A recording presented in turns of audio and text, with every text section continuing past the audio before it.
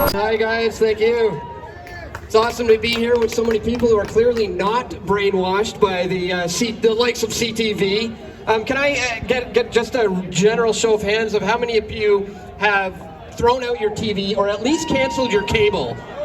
Okay, that's good. There's still a few of you, so it's a bit of work to do yet, but that's okay.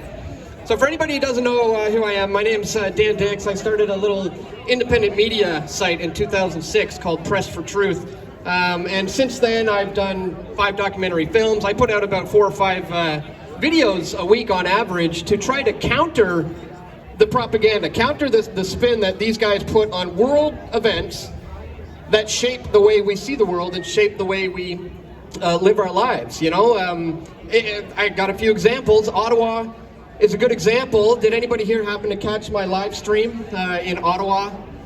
Well, from what I'm told, if you're watching the mainstream media and you watch my live stream, they're 2 completely separate looking experiences and 2 totally different events. If you're paying attention to the mainstream media, you're going to think that the truckers were violent, angry, you know, food stealing, building burning, white supremacists, but none of this was true. This is the farthest thing from the truth from what I saw on the ground. They were trying to paint them as being violent and aggressive. It was the violent arm of the state that was the violent and aggressive ones, guys. When they clamped down on that legitimate, peaceful protest, I ended up taking a baton to the ribs. It was almost 2.5 months ago, and I'm literally still feeling the pain from that. So they are clearly the ones who were the violent ones. But CTV is painting a completely different picture from what reality is. You know, they also hid the fact that there were secret quarantine hotels here in Vancouver. I don't know if you guys knew that, but somebody contacted me once and they said, Dan, this girl just escaped from a secret quarantine hotel. She's got footage. She broke out in the middle of the night. I was like, oh my God. I went, I looked at the footage and I contacted her for an interview and I interviewed her, and sure enough, yeah, this is a secret quarantine facility that was not on the record. And so I decided to go down the very next day to investigate this for myself. You know, I'm not just going to take her word for it. I wanted to go down and see if this is true. And I go down to this hotel and I walk in, the door was wide open. I go in and I say, is this reception? And there's a lady at the reception who says, yes. How can I help you? And I said, I'm trying to find out if this is a secret quarantine facility. And she said, I can't answer that. And I said, well, can you get somebody maybe who can? So a manager came down and she very nicely said, hi, how can I help you? And I said, I'm just trying to figure out if this is a quarantine facility or not. And she said, well, just come with me. We'll talk about that. And she escorted me outside, and I obliged. I walked outside, and I quickly realized that was all just a complete ruse to get me outside, because as soon as I was outside, they locked the doors and called the police. And long story short, guys, me and my wife ended up getting arrested and fined $2,000 for breaching a quarantine facility under the Quarantine Act. Absolutely ridiculous. So we are obviously disputing these tickets, and we're going to fight this thing. We're going to, you know, do what we have to do. But to this date, we still haven't gotten a court date. So it's possible they just threw the tickets out, because honestly, the video footage speaks for itself. And, you know, that's what we have to do, is continue to defeat these things, like I know we're going to defeat those tickets. And we have a record. Exactly, then you have a record of it. And something else we have to work on, guys, right now, really important to defeat, and I wanted to talk about because we're here in front of CTV, and that's Bill C-11. I'm sure you guys have heard of that, have you? Well, if you haven't heard of it, it's okay. It's totally the same as Bill C-10.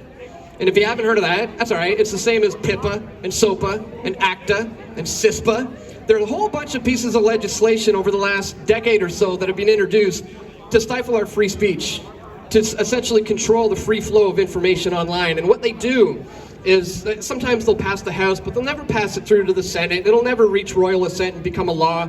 So they rebrand it. They call it something else. So last year, when Trudeau was trying to push through this Bill C-10, what it would essentially do would put myself on par as being a broadcaster, comparable to the CTV News, or anybody for that matter who posts, you know, videos and blogs, being on par as with the CTV News.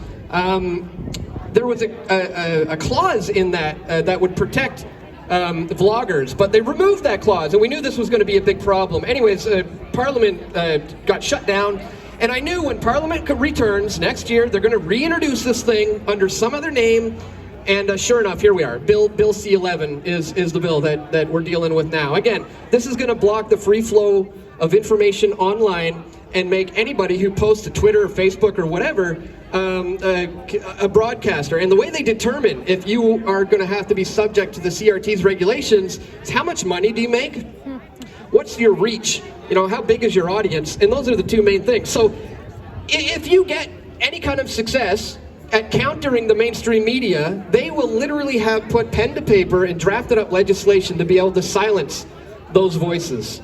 So this is a big problem. This is what we have to continue to fight. And I want you guys to join me in that fight. I mean, all of us can do this at this stage in the game. I mean, we have the power within our fingertips, quite literally.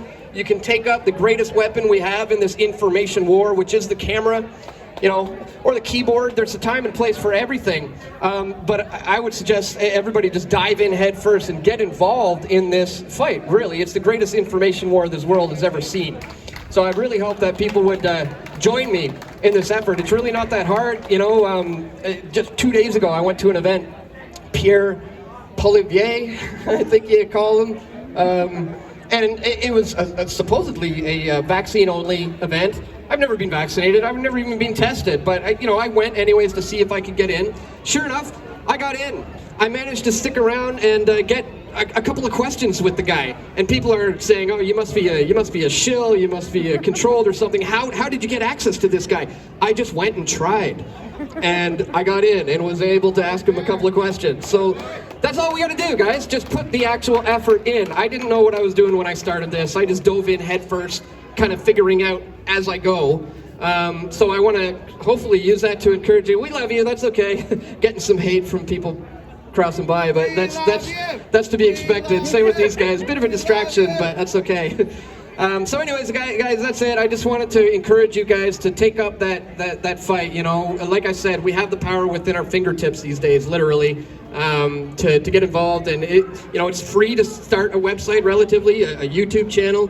There's really no excuse at this stage in the game if you're on the fence about whether or not this is something you can do or not. If I can do it, you guys can most certainly do it. So please take up the greatest weapon in the info war, your camera, and let's get out there and get this done. Thanks so much, guys.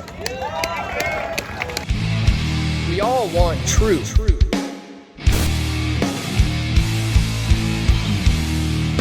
The truth will set you free.